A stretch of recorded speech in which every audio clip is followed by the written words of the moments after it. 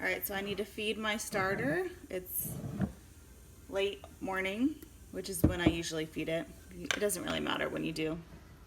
But here, I don't know if you can really see. Here's how much I have left in there. It doesn't look like a whole lot, but if I were to add equal amount in weight of flour and water, it would like overflow this jar, and I just don't need to keep that much on hand.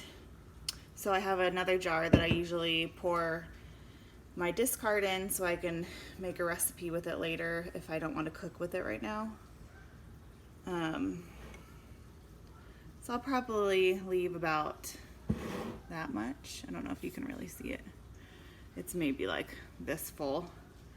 So if you're not measuring it, it's not a big deal. Just like leave a little bit in there, and then I just found weighing is easier for me because I was underfeeding it or adding too much water, and my starter's been a lot happier since I've just been weighing it.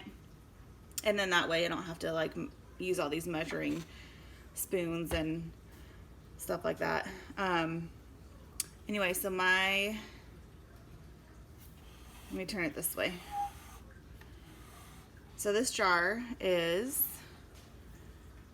440 grams, I believe.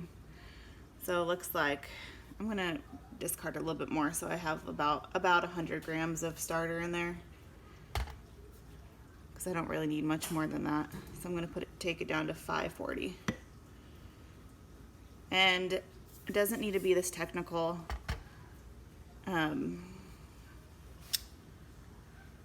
At all. You can just kind of eyeball it and just add enough until it's like a thick pancake batter consistency. That's good enough. It doesn't need to be exact. Anyway, I like to use lukewarm water, so I'm gonna tare it and put about 100 grams. It doesn't need to be lukewarm, but I've just found if it's not really cold, then it works a little bit better. And sometimes I like to err on the side of less water than more. Let me do this. So take that back to 0. And again, I like to weigh it so I can just dump it straight out of the flour bag. This is the flour I use, King Arthur unbleached all-purpose. It doesn't need to be, it could be whatever flour. I think unbleached is best because bleach in the flour can kind of mess up the yeast in there. I'm not sure exactly, but I know it's been kind of hard to find flour these days, but I stocked up on some of these when I saw it in the store.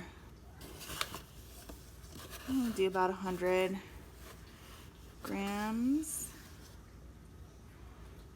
Okay, again, it doesn't need to be exact. So anyway, then you just mix it all together. Usually I use a spatula, but they're in the dishwasher right now. So then I could scrape down the sides. But I'll show you what the consistency should kind of look like. The lady who I followed to start the recipe, the Farmhouse on Boone lady, she has some great videos, and she doesn't measure it at all. She just kind of eyeballs how much she discards and then just adds however much she needs. She has a larger family, so if you're gonna make pancakes and a bunch of stuff where you need more starter, you can add more flour and water to bulk it up. But I just usually have been needing about this amount. This jar will be pretty full by the end of the day, I think, in a couple hours. So I just mix it really well, kind of scrape it down from the side. Oh, let me show you. So it kind of looks like this, kind of a thick batter.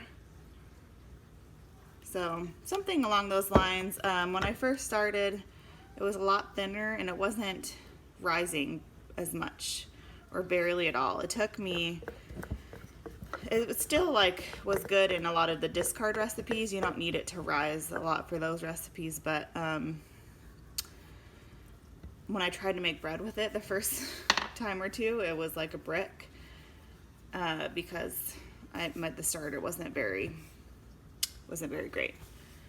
So once I started adding less water and more flour, then it was a lot happier. You'll see.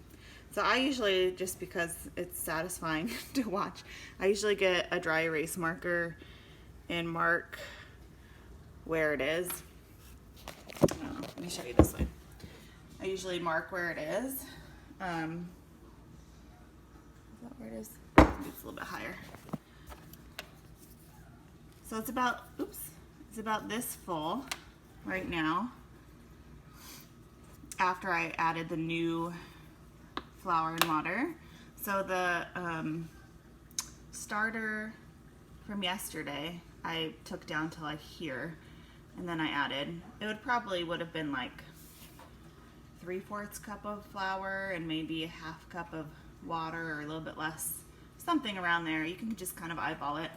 But I usually like to keep it not much higher than that if I'm going to keep it in this jar, because it'll rise pretty high. I've had it almost overflowing before. And if you want to make a lot of starter, like if you want to make a bunch of pancakes for the whole family or waffles, you can put it in a bigger jar and just add a lot more flour and water. But I'll show you in a couple hours what this looks like and how it bubbles up and how it should look. So that's what my starter looks like this morning. Oh, and I forgot to mention, you just want to place your lid on top. You don't want to twist it or close it tight. You could also put a towel or something like that over it, but I just like to place that on there so no bugs or dirt or dust or anything gets in there, but it needs air to breathe. Otherwise it'll explode. So I usually just keep it there on the counter and kind of check on it in a couple hours to see if I'm ready to bake with it. Alright, so it's been a couple hours after I fed the starter, and here's what it looks like. You can see the bubbles on the side. That's when you know it's pretty happy. And then on the top, it's nice and bubbly. Smells really good. But here's the line where it was a couple hours ago, right after feeding it. And so you can pretty much tell it's ready to use for any recipes that will call for like a rising agent, like bread or biscuits or anything like that. This will pretty much be ready to go once it's doubled in size and bubbly. Yeah, so there you go. I'm gonna make my sourdough bread now with the starter, now that it's nice and active. And yeah, hope you have fun with it. It's really fun to experiment with. At least it's given me something to keep me busy during quarantine.